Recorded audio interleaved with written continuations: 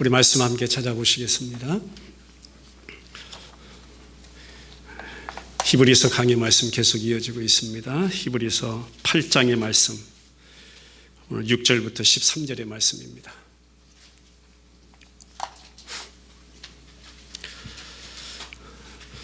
히브리서 8장 6절부터 13절의 말씀, 우리 한 절씩 같이 봉독하겠습니다. 6절부터 시작. 그러나 이제 그는 더 아름다운 직분을 얻으셨으니 그는 더 좋은 약속으로 세우신 더 좋은 언약의 중보자시라. 저 첫 언약이 무음하였더라면 둘째 것을 요구할 일이 없었으니와 그들의 잘못을 지적하여 말씀하시되 주께서 이르시되 볼지어다 날이 이르리니 내가 이스라엘 집과 유다 집과 더불어 새 언약을 맺으리라. 또 주께서 이르시기를 이 언약은 내가 그들의 열조의 손을 잡고 애굽 땅에서 인도하여 내던 날에 그들과 맺은 언약과 같이 아니하도다.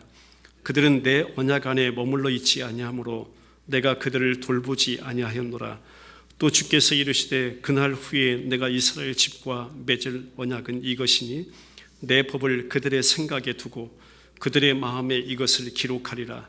나는 그들에게 하나님이 되고 그들은 내게 백성이 되리라. 또 각각 자기 나라 사람과 각각 자기 형제를 가르쳐 이르기를 주를 알라 하지 아니할 것은 그들이 작은 자로부터 큰 자까지 다 나를 알미라.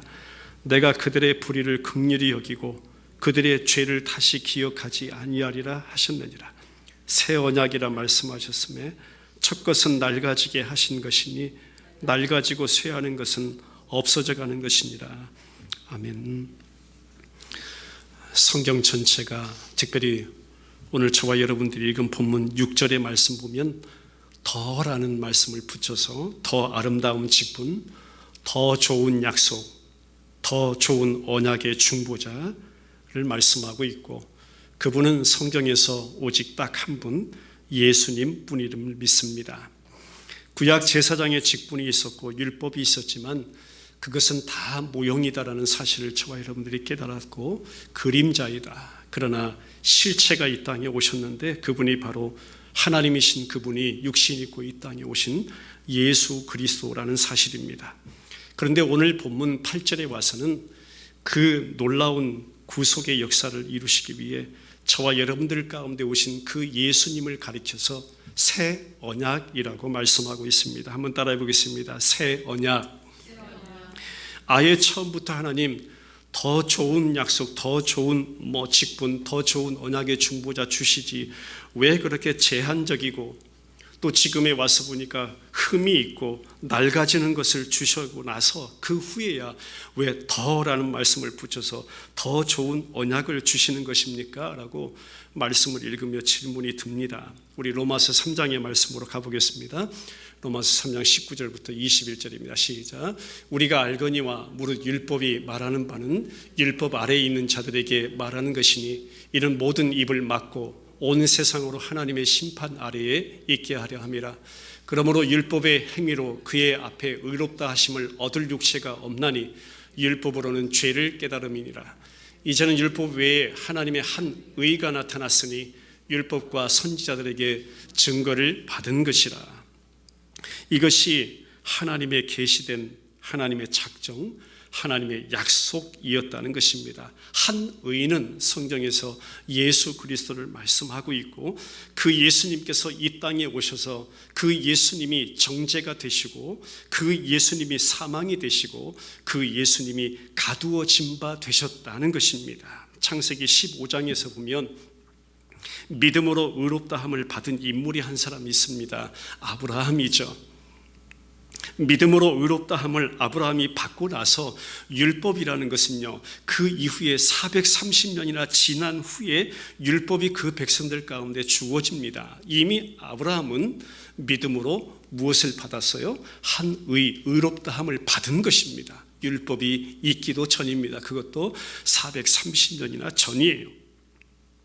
그런데 율법이 주어지는 것은 그렇기 때문에 율법의 행위로서는 우리가 의롭다함을 받는 것이 아니다라고 성경은 증명해 주고 있는 것입니다.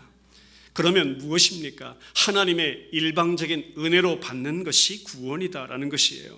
즉 한 의가 되시는, 아브라함에게 의로 역사하신, 그가 믿음으로 말미암아 의롭다함을 얻은 것과 같이 오직 이 땅에 새 언약으로 오신 한 의 되신 예수 그리스도를 믿음으로 말미암아 저와 여러분들은 의롭다함을 받을 수 있다라는 사실입니다. 그것이 하나님의 뜻이었고 그것이 하나님의 작정이었다는 것이죠. 오늘 우리는 이 시대에 와서 우리가 바로 복음을 받았기 때문에 잘 모르지만, 구약에서 율법을 먼저 받은 유대인들은요, 그 율법을 하나하나 지켜감으로 자기들이 구원에 이르는 것으로 알았던 것입니다. 그래서 부지런히 율법 지키고 애를 써 본 것이죠. 그래서 이스라엘 국가의 법 자체도 율법입니다, 여러분.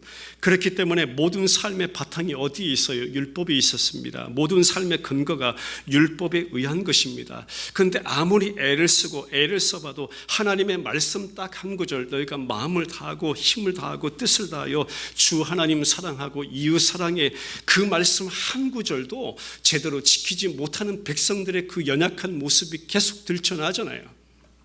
율법 아니다 이겁니다. 오히려 그 백성들이 시간이 가면 갈수록 비추어 보니까 온갖 죄악과 범죄가 매일같이 다 도출되어 나오네요. 하지 말라는 것은 더하고 하라는 것은 더 하지 아니하는 모습을 보면서 이제 예언자들이 예언을 하기 시작한 것입니다. 무엇이 문제인가? 도대체 무엇이 문제인가? 저 백성들 가운데 법이 없어서인가? 그것도 아니라는 것이에요. 그러면 법을 집행할 사람들이 없어서인가? 그것도 아니라는 것입니다. 근본적으로 무엇을 발견해내게 되냐면 하나님을 하나님의 자리에 두기 싫어하는 저 백성들의 마음을 간파한 것입니다. 그래서 그 백성들 마음에 하나님 두기를 싫어한다라고 성경은 우리 가운데 설명해 주고 있죠. 근본적으로 하나님을 하나님 자리에 두기를 싫어하는 그 백성들의 죄악된 마음이 문제라는 것입니다. 그 문제를 바라보면서 새로운 언약을 그 백성들 가운데 내다보기 시작한다는 것이죠. 성경을 한마디로 부른다면요, 한번 따라해 볼까요? 언약의, 즉 하나님의 구원 약속의 책이다.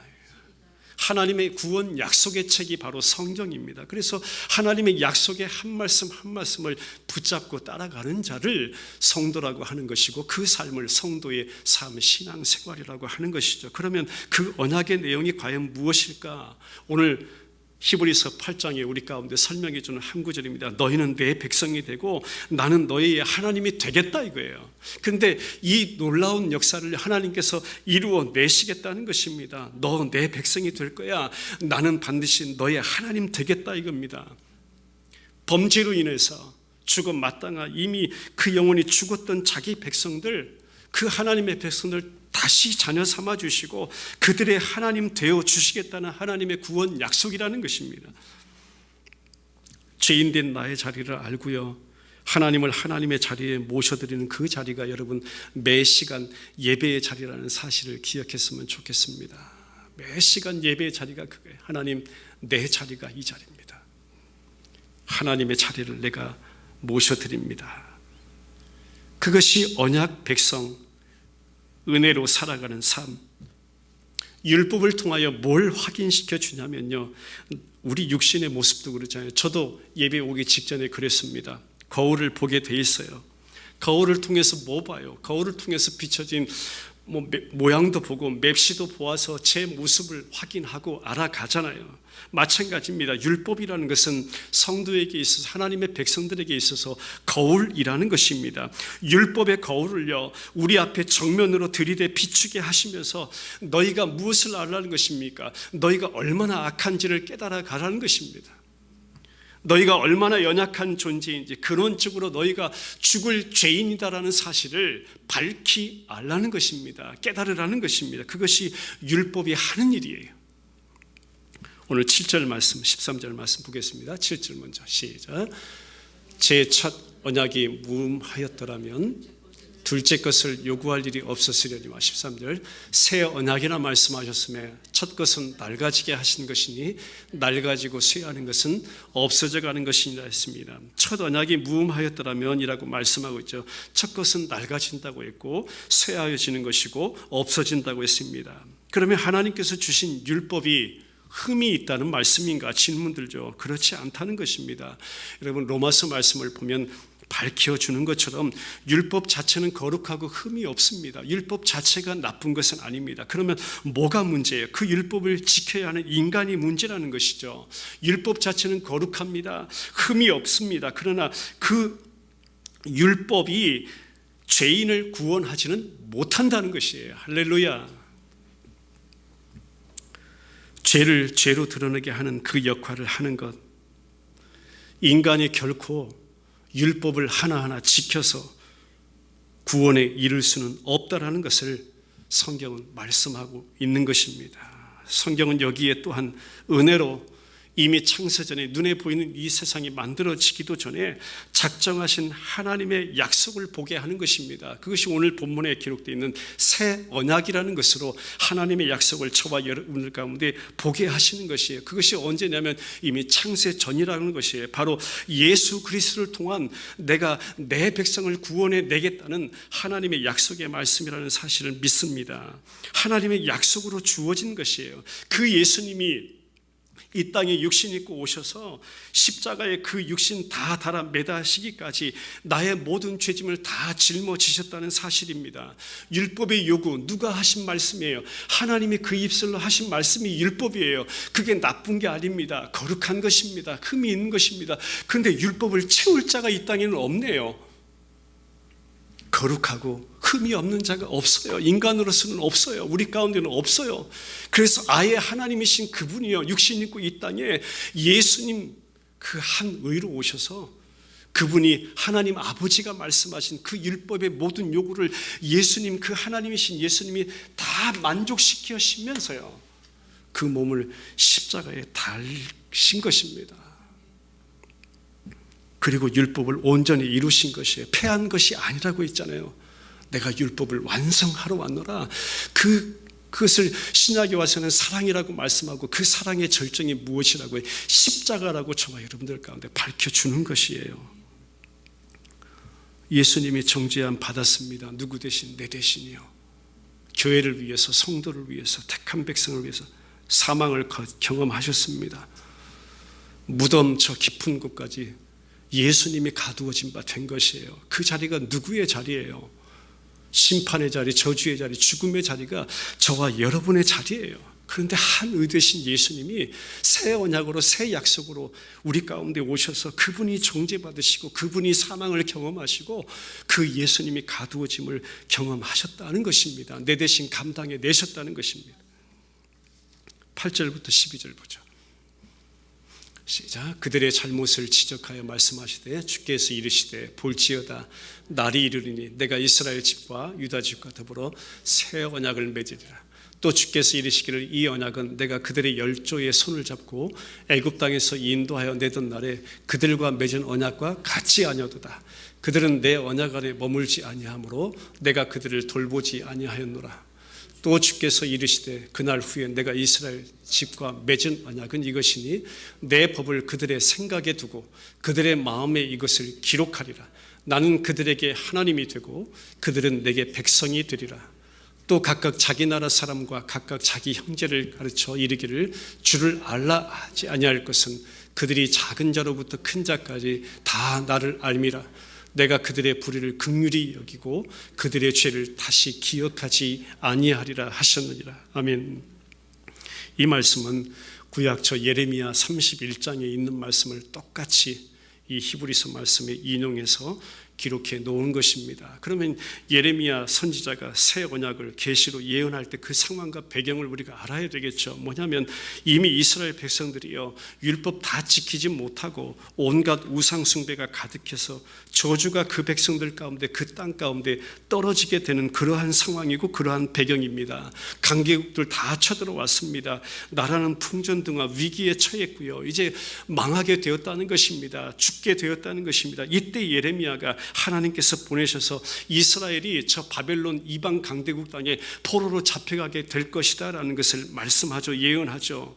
나라가 망하게 되는 것이에요. 눈에 보이는 예루살렘이 파괴되는 것이에요. 그 화려한 성전도 다 무너져 버리는 것입니다. 그런 상황에 뭘 주고 있다는 것이, 그런 상황에 새 언약을 주신 것이에요. 할렐루야. 그러면서 오늘 히브리서는 그 새 언약의 내용을 옛 언약과 비교하고 있죠. 옛 언약은요, 열조라고 했지만 이것은 남편의 손이라고 번역해야 하는 것입니다. 애굽 나올 때 누구 손 붙잡았을까요? 글쎄요, 각자 남편의 손, 가장의 손 붙잡고 나왔겠죠. 그러면서 남편이 손을 잡고 가는 것으로 말하면서요, 애굽에서 구원하시고 율법을 주시고 이끄신 것이 남편이 마치 손을 잡고 나오는 것이었다. 그런데 몸은 끌려가면서 하나님은 오늘 뭘 말씀하냐면, 몸은 끌려가는데 누구의 손에? 남편의 손에 붙잡혀서 끌려가는데 그 마음이 어땠다는 것이에요. 그 마음은 늘 세상 애굽을 향하여 있더라라는 사실을 하나님께서는 지금 이 말씀을 통해서 보여주는 거예요. 그 백성들의 꼴이 그랬다는 것이에요. 늘 원망하는 백성, 불평하는 백성, 하나님의 인도가 싫다는 백성, 누구 손을? 남편의 손을 붙잡고 나오면서도 그래요. 나오면서도 만나도 싫다, 광야도 싫다, 다 싫다는 것이에요. 그래서 결국 그 백성들 가운데 하나님 뭘 드러내는 거냐면 옛 언약의 한계를 그렇게 드러내신 것이에요. 율법의 한계가 이것이다. 그들이 언약의 그 말씀 가운데 머물러 있지 않았던 모습이다. 그래서 그들을 돌아보지 아니하였다. 그 결과 포로로 잡혀가고 성전은 파괴되었다라는 사실을 성경은 보여줍니다. 그런데 놀라운 은혜가 저와 여러분들 가운데 임한 것입니다. 이제 다시 세울 새 언약은 그 옛 언약과 절대 같지 않다. 오늘 본 말씀처럼 그게 더 좋은 것이다. 더 좋은 언약이다 이겁니다. 헌집에 살다가 여러분 만약에 새 집 마련하면요, 헌집 계속 거기서 내가 살겠다고 하겠습니까? 아니잖아요. 헌집 뒤도 돌아보지 않잖아요. 헌집 버리고 새 집으로 당장 이사가서 사는 것이 새 집 마련한 사람들의 취할 모습이잖아요. 더 나은 집이 생겼는데도 헌집 고집할 이유가 없는 거죠. 저와 여러분들은 어리석어요. 우리 인간이 그렇게 어리석습니다. 새 집 마련됐는데 세상에서는 그렇게 애를 쓰면서 어떤 생각이, 영원히 내가 이곳에서 살겠다 생각해. 2018년 새해가 바뀌면서도요, 우리 인간이 그래요. 내가 이 땅에서 영원히 살 것처럼 그렇게 또 하루를 살아요. 그리고 이사도 가고 또 집도 넓혀가면서. 그러나 여러분, 해가 가면 갈수록 뭘 보고 뭘 느끼게 됩니까? 우리 눈가에는 어느 순간 하나하나 깊게 패여가는 인생의 주름만 확인하게 되는 것이 우리의 인생입니다. 하나님의 나라로 이사가는 것을 좋아하지 않는 것, 우리 연약한 인생. 노아 방주에 타는 사람이 없던 것처럼 오늘날 교회가 그렇습니다. 성도가 그렇습니다. 예수님을 믿는다고 하면서 세상 떠날 준비 얼마나 하면서 예수님을 믿고 살아가고 있는지를 다시 한번 질문해 보고 싶습니다. 제 자신에게도요. 10절 말씀 보죠. 시작. 또 주께서 이르시되 그날 후에 내가 이스라엘 집과 맺을 언약은 이것이니 내 법을 그들의 어디에 생각에 두고 어디에 그들의 마음에 이것을 무엇하리라? 기록하리라. 나는 그들에게 하나님이 되고 그들은 내게 백성이 되리라. 이 역사를, 이 구원의 역사를, 이 약속을 하나님께서는 반드시 이루어낸다는 것입니다. 마음에 기록하신대요. 결국 나는 저희 하나님이 되고 저희는 내 백성이 되리라. 오직 예수 그리스도를 통한 그 구속의 역사를 내 백성들 안에 내가 반드시 이루어내리라. 11절입니다. 시작. 또 각각 자기 나라 사람과 각각 자기 형제를 가르쳐 이르기를 주를 알라 하지 아니할 것은 그들이 작은 자로부터 큰 자까지 다 나를 알미라. 온 열방 이방 백성들까지도 하나님이 누구신지를 결국 알게 되리라는 것입니다. 우리 한 말씀 한 말씀 복음 전도합니다. 그거 하지 말라는 것 아닙니다. 그러나 하나님의 놀라운 역사는요, 자기 형제를 가르쳐 이르기를 주를 알라 하지 아니하여도 결국 하나님께서는 택한 자기 백성들 작은 자로부터 큰 자까지 하나님이 과연 누구이신지를, 그 하나님의 하나님 되심을 그 백성들로 하여금 알게 되리라는 놀라운 약속의 말씀을 믿습니다. 12절입니다. 내가 그들의 불의를 긍휼히 여기고 그들의 죄를 다시 기억하지 아니하리라 하셨느니라.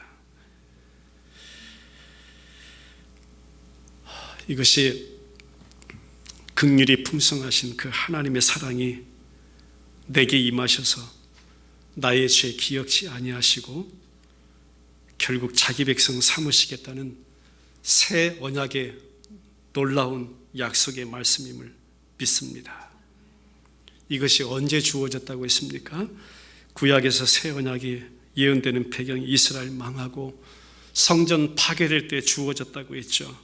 그런데 예수님의 피로 세워질 새 언약이 성취되는 배경도 보니까요, 그 배경이 이스라엘이 그 로마 강대국의 지배하에 있을 때 예루살렘 성전이 파괴될 시점에 그 백성들 가운데 이 새 언약의 중보자 예수 그리스도가 이 약속의 말씀으로 그 백성들 가운데 나타나고 있다는 사실입니다.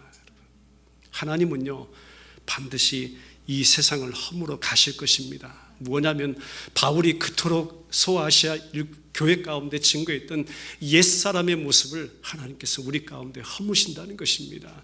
눈에 보이는 성전 허무신다는 것입니다. 내가 인간의 손으로 쌓아 올렸던, 내가 붙잡고 의지했던, 내가 하나님 삼았던 그 모든 것들을 하나님께서는 허무신다는 것입니다. 근데 그 무너짐과 심판과 저주 가운데 무엇이 임하는 것이에요? 그 가운데 진정한 구원, 새 언약의 중보자 되시는, 더 나은 언약의 중보자 되시는 예수 그리스도가 우리 가운데 진정한 구원을 이루어 내신다는 사실입니다. 할렐루야.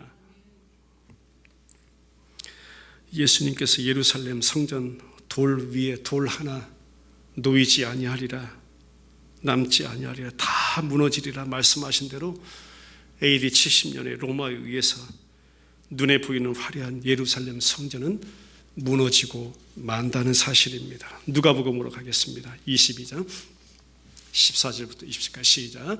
때가 이르매 예수께서 사도들과 함께 앉으사 이르시되 내가 고난을 받기 전에 너희와 함께 이 유월절 먹기를 원하였노라. 내가 너희에게 이르노니 이 유월절이 하나님의 나라에서 이르기까지 다시 먹지 아니하리라 하시고 이에 잔을 받으사 감사 기도하시고 이르시되 이것을 갖다가 너희끼리 나누라. 내가 너희에게 이르노니 내가 이제부터 하나님의 나라가 임할 때까지 포도나무에서 난 것을 다시 마시지 아니하리라 하시고 또 떡을 가져 감사기도 하시고 떼어 그들에게 주시며 이르시되 이것은 너희를 위하여 주는 내 몸이라. 너희가 이를 행하여 나를 기념하라 하시고 저녁 먹은 후에 잔도 그와 같이 하여 이르시되 이 잔은 내 피로 세우는 새 언약이니 곧 너희를 위하여 붓는 것이라. 새 언약은 따라해 보겠습니다. 주님의 피로 세우신 하나님의 구원 약속이다. 그 십자가의 피의 공로가 아니면 아버지 앞에 받아들여질 수 없는 자가 저와 여러분입니다. 반대로 그 아들 예수 그리스도의 십자가 그 보혈의 피의 공로로만 하나님 앞에 받아들여질 수 있는 자가 성도입니다. 그 약속을 우리 주님이 이루어 주신 것입니다. 그리고 우리 가운데 진정한 만찬, 주님의 몸과 주님의 피를 허락해 주셨고 그것이 곧 십자가 구속을 통한 내 안에 이루신 하나님의 구원 역사, 새 언약의 완성이라는 사실을 믿습니다. 고린도 전서로 가보겠습니다. 11장 시작. 내가 너에게 전한 것은 주께 받은 것이니 곧 주 예수께서 답히시던 밤에 떡을 가지사 축사하시고 떼어 이르시되 이것은 너희를 위하는 내 몸이니 이것을 행하여 나를 기념하라 하시고 식후에 또한 그와 같이 잔을 가지시고 이르시되 이 잔은 내 피로 세운 새 언약이니 이것을 행하여 마실 때마다 나를 기념하라 하셨으니 너희가 이 떡을 먹으며 이 잔을 마실 때마다 주의 죽으심을 그가 오실 때까지 전하는 것이니라. 새 언약 그 약속의 말씀을 붙잡고 우리 교회 공동체가 매달 첫 주일 행하는 중요한 교회 두 가지 예식 가운데 하나, 주의 만찬이 바로 그 진정한 의미를 가지고 있습니다. 내가 그 주님과 한 몸 된 주의 백성 성도입니다. 새 언약의 약속의 말씀 앞에 초대받아 그 약속을 내 안에 모시고 누리고 살아가는 진정한 성도의 삶을 감사하며 행하는 만찬 예식인 줄 믿습니다. 말씀의 결론을 맺고 기도하죠. 새 언약의 위력은 놀랍다라는 것입니다. 법으로 움직이는 것이 아니라 은혜로 움직여지는 성도의 삶을 살아갈 수 있도록 했기 때문입니다. 우리 몸은 연약해서 움직이지 않으려고 해도, 저는 이렇게 표현하고 싶어요. 어떨 때는 내 몸이 참 연약해서, 내 육신이 연약해서, 내 믿음이 참으로 연약해서 움직이지 않으려고 해도 하나님은 내 마음을 끌어가시네요.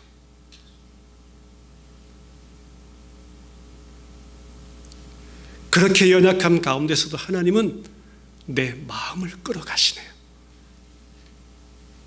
그것이 새 언약의 위력임을 믿습니다.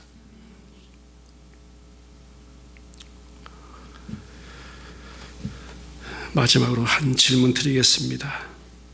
우리 안에, 여러분들 안에, 교회 공동체 안에 이 새 언약의 내용이 담겨져 있나요? 오늘날 수많은 세워진 교회 가운데, 하나님의 부름을 받았다는 성도들 가운데 이 새 언약의 내용이 진정 담겨져 있는지를 다시 한번 제 자신에게, 우리의 교회 가운데, 성도들 가운데 질문해 보고 싶습니다. 더 나은 언약, 새 언약, 더 좋은 언약, 더 좋은 중보자 예수 그리스도, 그 그리스도의 피로 세워진 새 언약. 그러고 보니까 바울이 고백한 것처럼 그 안에서는 내가 지금까지 좋다고 여겼던 모든 것들이 배설물로 보여지기 시작하네요. 할렐루야. 그것이 오히려 저와 여러분들에게는 은혜라는 사실을 믿습니다. 그 안에 더 이상 정죄가 없다고 성경은 말씀하고, 다시는 그 죄를 기억치 아니하신다고 말씀하고 있으니, 이 기쁨을 매일매일 맛보는 새 언약의 백성으로 살아가라. 당시 히브리 서신을 받아든 그 그리스도인들에게 주시는 진정한 메시지임을 믿습니다. 오늘 저와 여러분들에게 동일하게 주시는 본문의 진정한 메시지라는 사실입니다. 우리 같이 기도드리겠습니다.